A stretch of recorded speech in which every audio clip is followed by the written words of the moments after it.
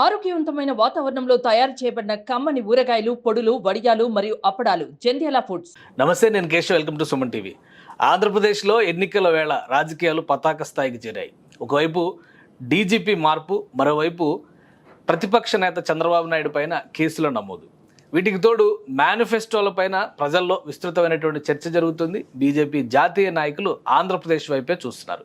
ప్రధానమంత్రి నరేంద్ర మోడీ అడుగు పెట్టబోతున్నారు. ఈ నేపథ్యంలో ఏపీ పాలిటిక్స్లో ఏం జరగబోతుంది, ముఖ్యంగా గ్రౌండ్ రిపోర్ట్ ఏ విధంగా ఉంది, జిల్లాలు గెలిచేస్తామంటూ ఏ పార్టీ నాయకులకి ఆ పార్టీ నాయకులు సంజాయిషి ఇచ్చుకుంటున్నారు, అలానే సమాధానాలు ఇచ్చుకుంటున్నటువంటి పరిస్థితి ఉంది. ఫైనల్గా రిజల్ట్ ఎవరికి అనుకూలంగా ఉండబోతుంది, ప్రజల తీర్పు ఎటువైపు వెళ్తుంది, ఈ మధ్యలో జరుగుతున్నటువంటి రాజకీయాలన్నీ కేవలం రాజకీయాలుగానే మిగిలిపోతాయా?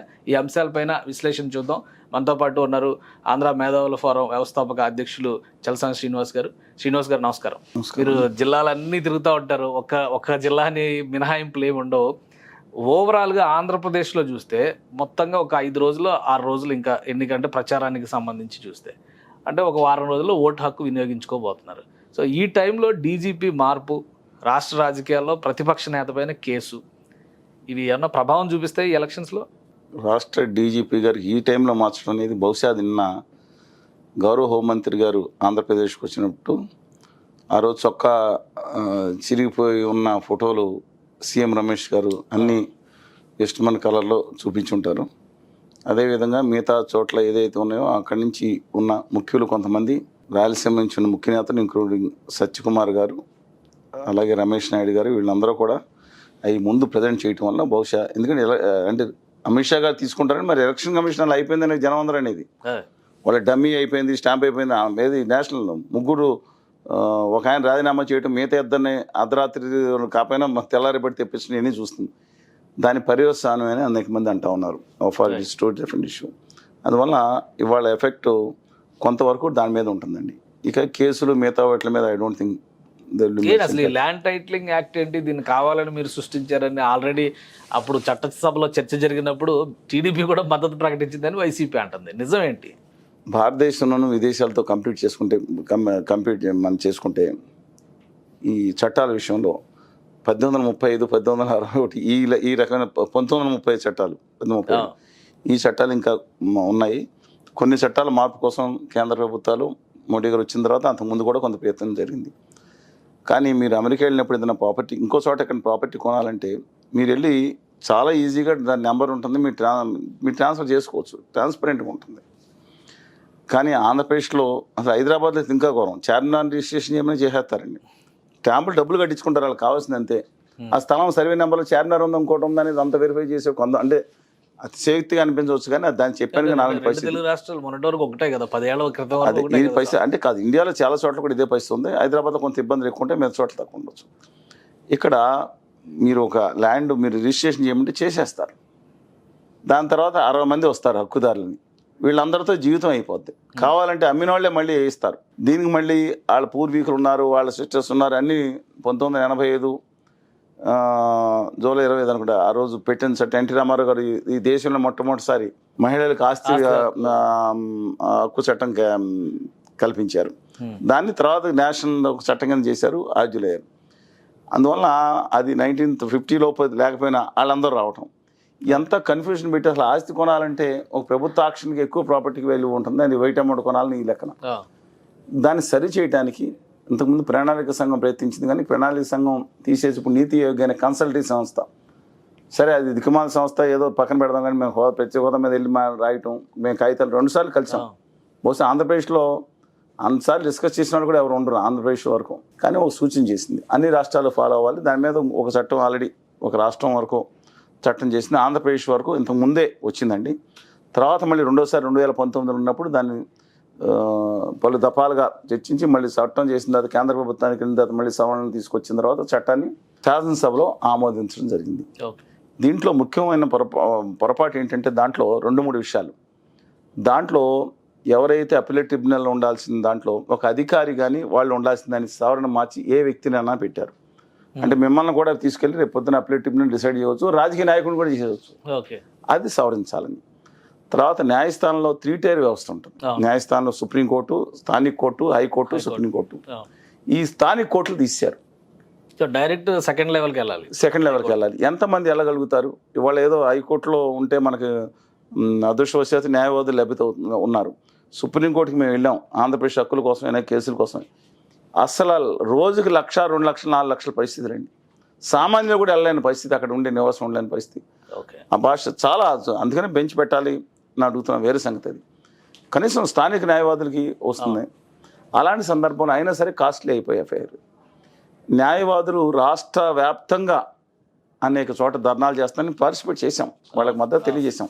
ఎందుకని? హక్కుల కోసం దెబ్బతింటున్నారు. చాలామంది అంటున్నారు న్యాయవాదులు ఉపాధి పోతుంది. అది కూడా కొంతవరకు వాస్తవమైనా వాళ్ళ కోసం పోరాటలేదు, ప్రజల హక్కులు కూడా దీంట్లో మిళితమైనాయి. అందువల్ల సంఘీభావం తెలియజేసినమాట. దీంట్లో రెండోది, మన చట్టాన్ని 2 సంవత్సరాల లోపల, 3 సంవత్సరాలు ఉంది, దాన్ని 2 సంవత్సరాల లోపు గనక మనం అభ్యంతరాలు లేకపోతే నిరభ్యంతర పత్రం వస్తుంది. దీనికి స్టాంప్ పేపర్లు ఉండవు. ఇంకా మన పేపర్ని దాంట్లో పెడతాం, కాగితం ఇస్తారు. తనఖా పెట్టుకునేటప్పుడు ఎవరైనా తనఖా పెట్టుకునేటప్పుడు స్టాంప్ పేపర్లు, ఒరిజినల్ పేపర్ సంతకం పెట్టుకుంటారు. ఇప్పుడు అవి లేవు. ఎవరి దగ్గర వెళ్ళగానే సంతకం పెట్టుకోవచ్చు అనమాట. ఈ మైనస్లు ఉంటాయి. స్టాంప్ పేపర్ అంటే నమ్మకం, ఏంటంటే నా ఆస్తి నా దగ్గర ఉందనే నమ్మకం ఉంటుంది. ఇప్పుడు అంటే పాశ్చాత్య దేశాలు లేదా మిగతా ఆధునిక దేశాల్లో ఈ నమ్మకాలు లేవండి. ఎక్కడ పెట్టుకుంటారు? ఎవరైనా పూర్వం చిన్నప్పుడు మీ సినిమాలు, చాలా తెలుగు సినిమాలు చూసుంటారు బాగా. ఆ పాత సినిమాల్లో ఎవరైనా బెదిరిచేసి ఆస్తి మొత్తం ఆస్తి వెళ్ళిపోద్ది, ఆ రోజుకి సంతకం పెట్టించుకుంటే చాలని ఎన్ని సినిమాలు చూసాం. ఇది ఎంతైతే వ్యాలిటీ ఉందో అది. ఇవాళైతే ఈ ఆధార్ కార్డులు వచ్చినాయి, ఇవి వచ్చినాయి, దాంట్లో కూడా లోపాలు ఉండొచ్చు. ఆధునిక ప్రాపర్ ఉంటుంది. అందువల్ల ఇవాళ ఇంకోటి, ఖచ్చితంగా ఇవాళ మీ ప్రాపర్టీ మీదైతే 100% గ్యారంటీ పత్రంగా దొరుకుతుంది. నిరభ్యంతరం కొనుక్కోవడానికి అప్పుడు కూడా ఆక్షేపణలు వచ్చిన సుఖం, ఇంత గొడవలు పడటానికి వీలు లేకుండా. అందువల్ల ఎలక్షన్ టైంలో ఇది మీరు మిస్లీడ్ చేశారు అని చెప్పని టీడీపీ వాళ్ళని అంటున్నారు, లేదు మీరు చేసిందే తప్పు అని టీడీపీ. ఎలక్షన్ కమిషన్ ఏది కరెక్ట్? ఎలక్షన్ కమిషన్కి రిపోర్ట్ ఇస్తే, ఎలక్షన్ కమిషన్ సిఐడి ఎంక్వైరీ చేయమని కూడా ఆదేశాలు ఇస్తే దాని మీద మనం చూసాం. అంటే వాళ్ళ, నేను రాజకీయాల గురించి పక్కన పెడదాం, ఉత్తర భారతీయ జనతా పార్టీ వాళ్ళ పరోక్ష పొత్తులో, వైకాపా ప్రత్యక్ష పొత్తులో ఈ 2 పార్టీలు ఉన్నాయనేది వాళ్ళ వల్ల ఏం చూశారని వీళ్ళ వల్ల డీజీపీ అని ఇద్దరిని ఆడుకుంటున్నారు. సమన్యాయం చేస్తున్నట్టు. దొడ్డ వెనకమాల వాళ్ళకి న్యాయం, దొడ్డి ముందు వీళ్ళకి న్యాయం. దీంట్లో ఆడిచ్చేది ఉత్తర భారతీయ జనతా పార్టీ. ఇవాళ ఆ పార్టీ వాళ్ళు కూడా ఇది మేము కేంద్రం చెప్పిన చట్టం అని ఒక్కొక్కళ్ళు వేసి మాట్లాడుతున్నారు. ఇంకో వీడియో రిలీజ్ చేశారు. ఎందుకంటే తెలుగుదేశం పార్టీలో అనేక మంది ఉన్నా సరే కొంచెం విజ్ఞాన విషయాల్లో విజ్ఞానదాయకంగా మాట్లాడేది కొంతమంది ఉన్నారు. దాంట్లో పయ్యావుల కేశవ్ గారు పబ్లిక్ అకౌంట్స్ కమిటీ చైర్మన్ ఒక ఆయన, డెఫినెట్గా ఒక కొత్త నాయకుడి కింద ఆయనకి పేరుంది. ఆయన ఈ చట్టానికి అనుకూలంగా మాట్లాడిన వీడియోలని మొత్తం ప్రత్యక్షమైనవి. తెలుగుదేశం పార్టీ కూడా మద్దతు ఇచ్చింది. కానీ దాంట్లో ఆయన స్పష్టంగా దీంట్లో 2-3 ఇబ్బందులు ఉన్నాయి, ఈ చట్టం అవసరమే, కానీ దాంట్లో సరిచేయాలన్న విషయాలు కూడా అది ఓమిట్ చేయకూడదండి ఆయన మాట్లాడిన విషయం. ఇప్పుడు మేమందరం మాట్లాడిన చట్టం అవసరం, కానీ చట్టంలో ఉన్న ఇష్టం వచ్చిన వ్యక్తులు, అంటే మీకు ఒక ఎమ్మెల్యే మీకు మీద కోపం ఉంది, మీరు వ్యతిరేకంగా పెట్టారు, ఆ మనిషి పెట్టి మీ దామే వివాదం పెడతాడు, ఇంకా అయిపోయినట్టే. న్యాయస్థానానికి, హైకోర్టుకి వెళ్ళాలి. హైకోర్టులో కేసులు ఎన్ని ఉన్నాయండి? ఇవాళ హైకోర్టు, సుప్రీంకోర్టులో ఇన్ని కోట్ల కేసులు ఉంటే అది పరిష్కారం కావడానికి స్పెషల్ అప్పీలేట్ ట్రిబ్యునల్స్ పెట్టి, లేదా ప్రత్యేక కోర్టులు పెట్టి, మాజీ న్యాయమూర్తులందరినీ మళ్ళీ 62-65 రిటైర్ అయిన వాళ్ళు మళ్ళీ పెట్టుకుని తీసుకున్నారు. లోక్ అదాలతులు పెట్టి ఈ చేసుకున్నా వచ్చే 25 నుంచి 30 సంవత్సరాలు పడుతుందంట. అప్పుడు మీరు ఉంటారేమో, మేము ఉండం, చెప్తున్నానండి. అందువలన చట్టం అవసరం. ఇది చెప్పిన దానికి కొంతమందికి బాధ కలిగి ఉండొచ్చు, కానీ అవసరం అనేది వీళ్ళు బయటకు చూసుకోమనండి. ఎవరి అవసరానికి తగ్గట్టుగా వాళ్ళు ఇంటర్ప్రిట్ చేస్తూ పోతున్నారు. వాళ్ళు భయంకరంగా దీన్ని పచ్చి రాజకీయాలకు వాడుకున్నట్టు, పచ్చి రాజకీయాలు. అందుకని నా అభిప్రాయం ప్రకారం ఖచ్చితంగా చట్టంలో సవరణలు చేయాల్సిందే.